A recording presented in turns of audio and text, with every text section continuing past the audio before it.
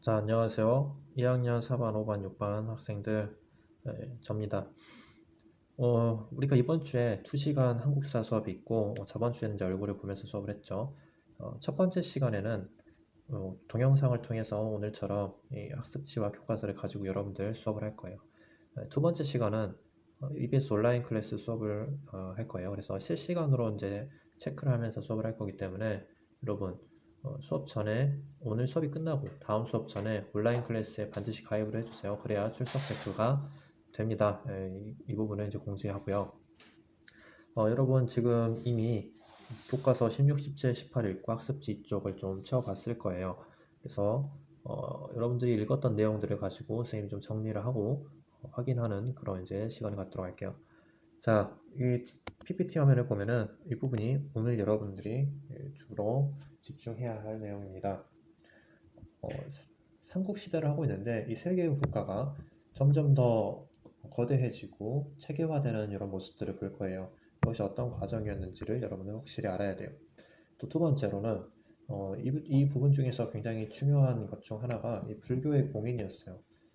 불교는 아주 굉장히 평화롭고 또 자비로우면서 또 사랑을 중요하게 생각하는 이런 종교이기 때문에 불교를 공인하는 게 아주 모두에게 행복하고 아주 멋진 과정이었겠네요.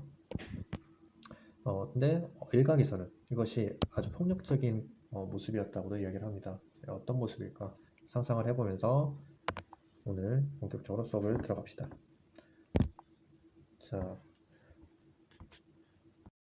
자, 좋아요. 그러면 우리가 지난 시간에 배웠던 걸 좀 복귀하면서 오늘 공부할 내용을 좀 들어가 보도록 합시다. 우리가 구석기, 신석기, 청동기, 찰기 이렇게 도구의 발달 상황에 따라서 인간들의 삶의 방식이 아주 큰 폭으로 변화하는 모습들을 좀 봤어요. 청동기 시대에는 특히나 뭐 고인돌 같은 거대한 석조 구조물들이 등장을 하고 청동 칼도 등장하고 이런 와중에 권력이 등장하고 이 지배층과 피지배층이 나뉘자 국가가 등장을 했었죠.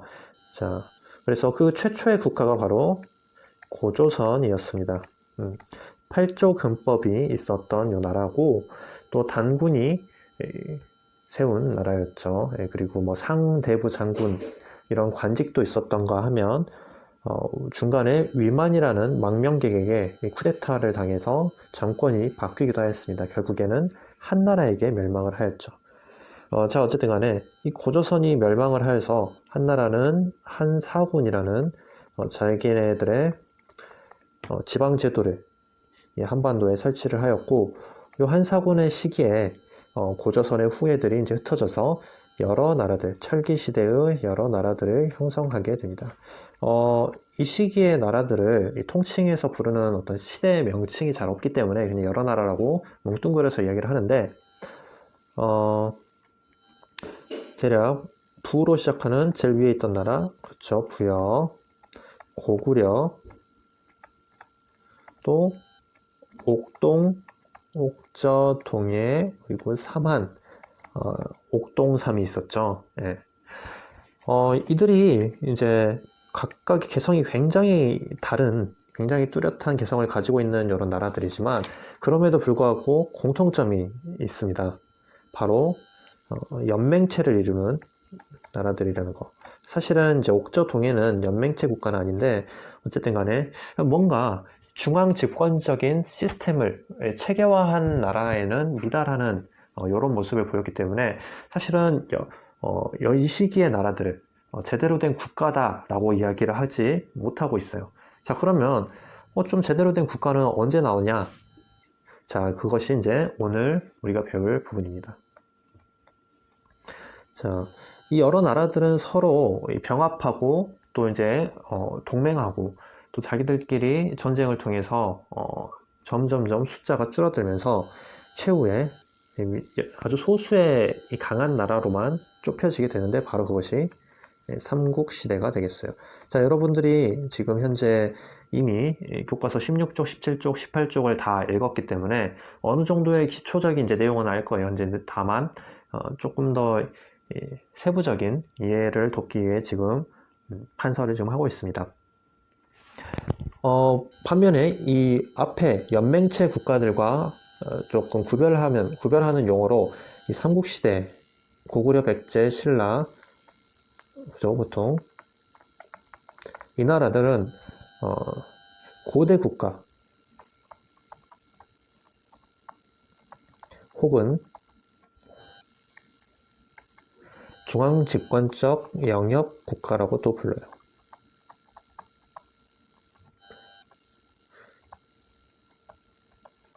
자, 그러니까 이 앞시대의 여러 나라들은 중앙 집권화 되지 못했고, 여러 세력들, 이 세력들을 정확한 표현으로 부라고 하는데요. 부, 한자로는 뭐 이렇습니다.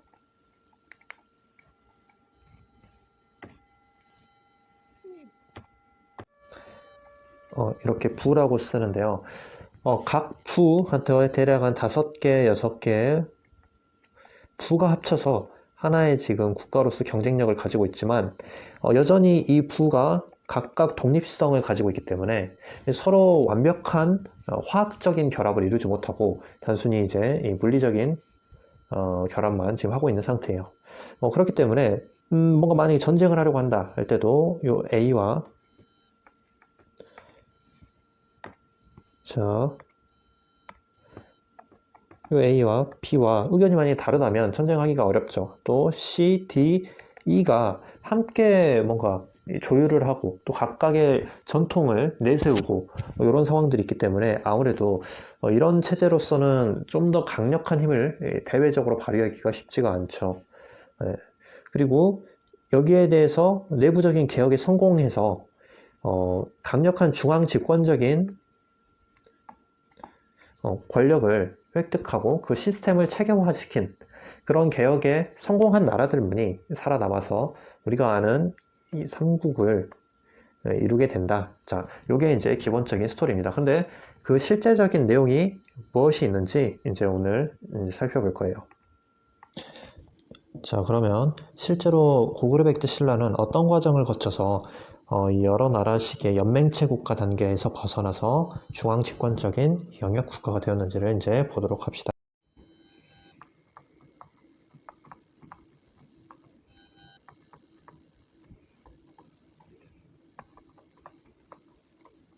자, 고구려 백제 신라가 어떤 과정을 거치는지를 볼 거예요. 일단은 고구려는 1, 2세기에 걸쳐서 태조왕이라는 왕 때 한번 도약을 합니다. 밖으로는 옥저 기억나니? 옥저를 정복을 했어요. 고구려에게 계속 두들겨 맞고 곡물만 바치다가 드디어 이 태조왕이 정복을 단행을 해서 완전히 복속을 시켜버렸습니다. 또 내부적으로는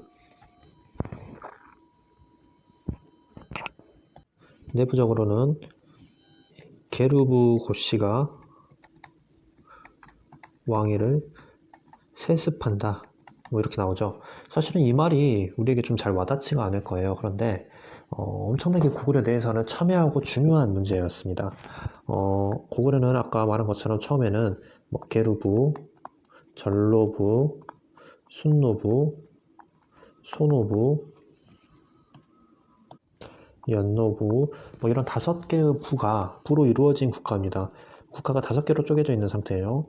왕을 할 자격이 모두에게 있어요. 게르부가 한번 왕위를 하면 그 뒤에는 전로부가 하고 소노부가 연노부가 이렇게 돌아가면서 왕을 하는 시스템이었죠. 그러다 보니까 게르부가 왕을 잡을 때는 고구려가 오른쪽으로 갔다가 소노부가 잡으면 왼쪽으로 갔다가 이렇게 계속 뒤뚱거리는 부분들이 있었고, 태조왕 때는 더 이상 다른 부에게 양보하지 않겠다. 오직 게르부 고씨만이 왕을 할 수 있다라고 해서 고구려를 게르부의 국가로 만들어버린 거예요. 이렇게 됐을 때 이제 모든 이 각 부는 독립성을 잃어버리고 게르부의 법을 따르게 됩니다. 그렇기 때문에 아마 전로부, 순노부, 소노부, 연노부에서는 엄청나게 반발을 했겠죠. 그리고 심지어 전쟁도 불사하지 않겠다 뭐 이런 식의 입장을 가졌지만 힘이 안 됐기 때문에 이 태조왕 때 이 다른 부들을 적절하게 잘 제압을 해서 게르부만이 왕위를 독점하는 이런 개혁을 지금 이룬 상황인 거예요. 백제도 비슷한 과정을 거칩니다. 이 고이왕 때 태조왕보다는 조금 뒷세기예요. 2세기 이제 뭐 후반 이렇게 되는데 이 아니라 고이왕은 3세기죠. 자, 고이왕이 했던 거,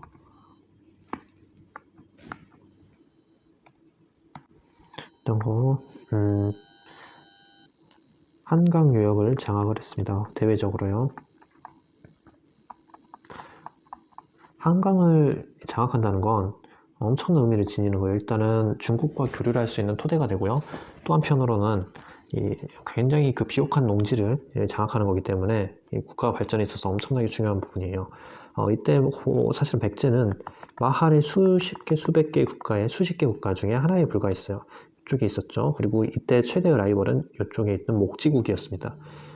목지국 이름 몰라도 되는데 어쨌든 백제가 이 목지국을 무찌르고 전쟁에서 이기고 이 한강 유역을 장악을 했어요.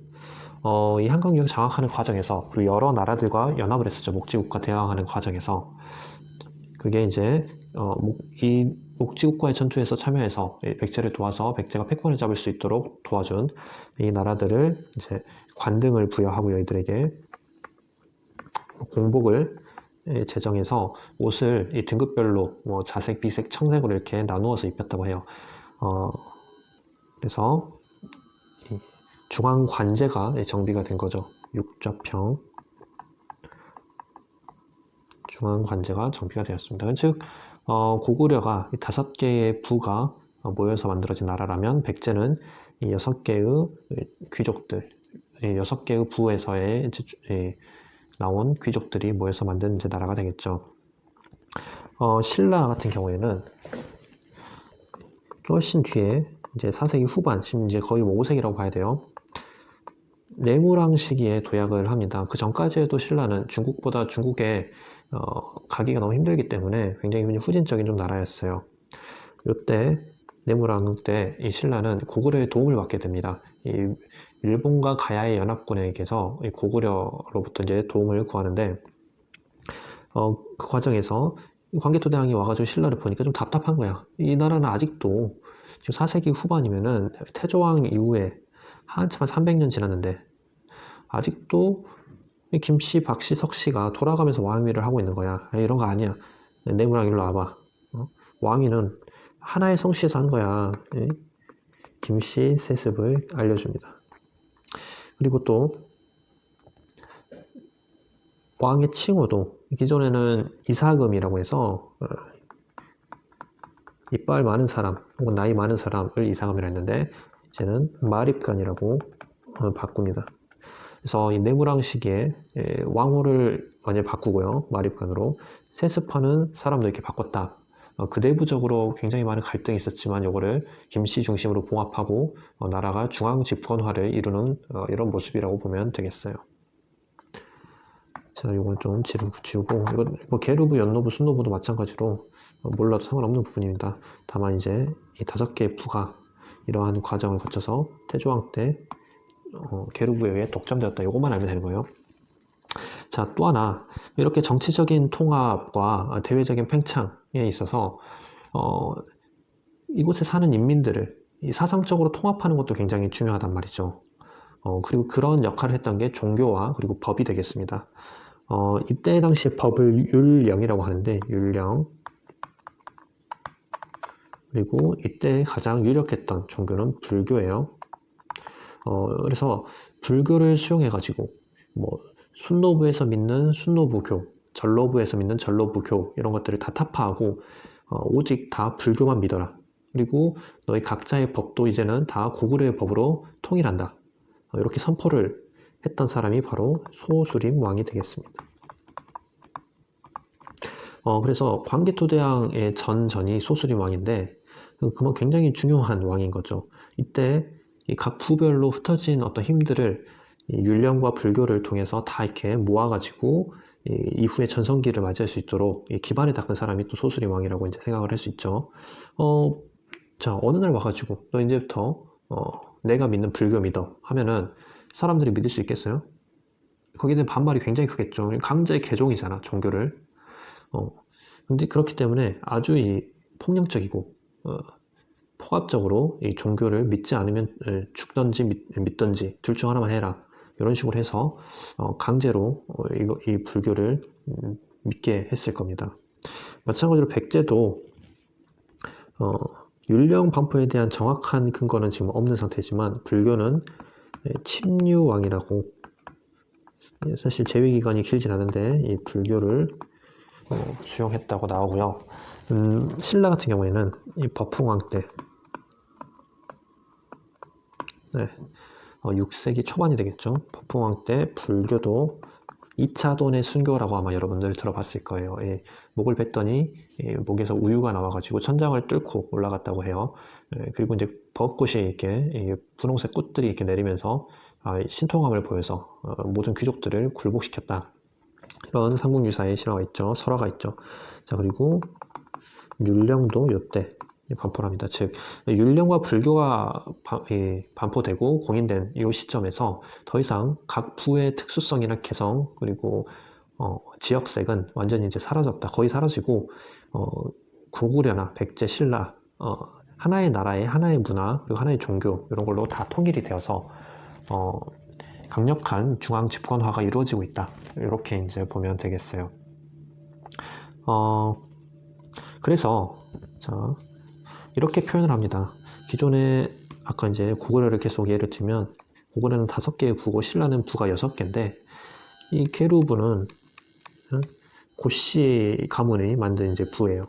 순노부, 전로부 이렇게 다 종교도 다르고 문화도 다르고 쓰는 사투리도 다르고 삶의 방식 이런 것들이 다 다른데 이것들을 다 이제 하나의 문화 안에 국가라는 이름 안에 넣었기 때문에 이제부터는 이거를 행정적 오부가 되었다 이렇게 표현을 합니다. 그래서 이제 계루, 순노 이런 이름이 다 필요가 없죠. 북부, 동부, 서부, 남부 이런 식으로 행정화에서 마치 광주가 광산구, 북구, 서구, 남구, 동구로 이루어진 것처럼 단순히 어떤 지역의 위치에 따라서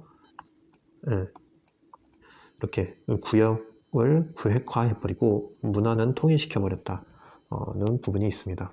또 이 과정에서 기존의 어떤 부의 장이었던 이 사람들이 귀족이 됩니다. 중앙으로 올라와서 귀족이 되어서 귀족회의가 활성화되는데 고구려 같은 경우에는 제가 회의가 해당을 하겠고 백제는 정사함이라는 바위에서 회의를 했대요. 정사함 회의. 신라는 귀족을 화백이라고 불렀어요. 그래서 화백회의 이렇게 각각 귀족회의가 활성화되고 여기서 정사를 결정하는 이런 모습을 이제 보이게 됩니다. 자, 마지막으로 이렇게 삼국이 활발하게 각자의 스케줄대로 중앙집권화를 이루고 있던 이런 시점에 사실은 좀 이질적인 한 나라가 있었는데 바로 이제 가야가 되겠어요. 가야는 기존의 초기에는 김해의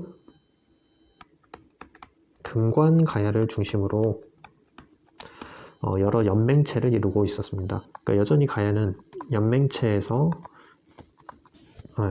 중앙 집권을 이루지 못하고 각자의 어떤 독자성을 서로 이제 인정하는 이런 관계였어요. 그래서 금관과야 중심의 연맹체를 이루고 있다가 중간에 이 고구려의 침공을 받아서 거의 이제 금관과야가 떡실신을 당해요. 그래서 쇠퇴하게 됩니다. 그때가 이제 광개토 왕 때예요. 그래서 이 중심지가 대가야로 옮겨가요. 대가야도 역시 얼마 안 가서 쇠퇴하는데 이때는 신라의 진흥왕의 공격을 받아서 이제 쇠퇴하고 완전히 신라의 편입이 되어버려요. 즉 이렇게 중앙 집권화가 적절한 시점에서 이루어지지 않아서 강력한 하나의 국가의 힘을 발휘하지 못했을 때 이렇게 다른 나라의 침공으로 쇠퇴해버릴 수밖에 없는 이 시기의 모습, 이 단면을 보여준다고 볼 수 있겠습니다. 자, 그러면 여러분 학습지로 다시 넘어가서 내용을 한번 정리를 마지막으로 해보면 좋겠어요. 초기에는 이제 연맹체 국가였기 때문에 각 부의 대표가 자기 지역을 통치하고 국왕은 어떤 한정적인 역할만 했었는데 외교나 군사 점점 더 왕권이 강화되고 정복 활동도 하고 하면서 중앙 집권적 영역 국가로 발전하였다. 그래서 태조왕 때는 옥절을 복속을 하였고요. 게르 고씨 왕이 세습했고 고이 왕 때는 중앙 관제를 정비해서 육좌평 중심으로 전국이 운영되었습니다. 이 좌평들이 모여서 했던 회의가 바로 정사암 회의였겠죠. 그리고 신라는 내무랑 때 꽤 늦게 김씨 왕이 세습권을 확립하고 마립간이라는 왕호를 썼습니다. 부의 독자성이 점점 약화되면서 부가 원래는 어떤 부족색이 강했는데 행정적인 성격으로 좀 바뀌게 되었고요. 부족색이 사라졌다. 관제 관등이 정비되어서 왕권에 복속이 되었고 중앙 귀족화 되어서 관등 그리고 관제, 복제, 공복 다 비슷한 말입니다. 교과서 상에서는 공복이라고 하니까 그래서 귀족회의가 이렇게 각각 발전을 하고요. 율령이 반포되어서 소수림왕 성문법작 통치 기반이 확립되고 신라는 법흥, 백제는 제 기록은 없다. 불교는 백제에는 침류왕이라는 사람이 있다. 가야는 약간 금관가야 중심이었었죠. 네, 5세기 후반에 대가야로. 한번 여기를 조금 풀어봅시다. 삼국은 초기부터 왕권이 강하고 독점적이었나요? 아니었죠. 초기는 연맹체에 불과했죠. 삼국은 지방행정 조직이 군사적 성격이 강해서 이건 맞습니다. 가야는 삼국과 마찬가지로 중앙집권적 영역 국가로 발전하지 못해서 결국에 사라지고 말았죠. 물품제도는 신분, 정치, 사회 모든 범위를 결정하였습니다. 삼국은 지방 세력을 통합하여 국가 중심의 통치체제를 정비하면서 관등을 마련하고 삼국은 율령을 반포해서 불교를 공인하여 정사암, 화백 이렇게 되겠죠. 자, 그래서 여러분 일단 교과서 그리고 학습지 이렇게 정리를 쭉 해봤는데 오늘 내용이 사실 쉽다면 쉽지만 상당히 복잡하고 상상력이 필요한 부분이에요. 그래서 좀 복습을 스스로 좀 해보고 다음 시간에는 삼국이 본격적으로 경쟁하고 전쟁에서 성장하고 통일하는 이런 과정을 보겠습니다. 수고하셨습니다.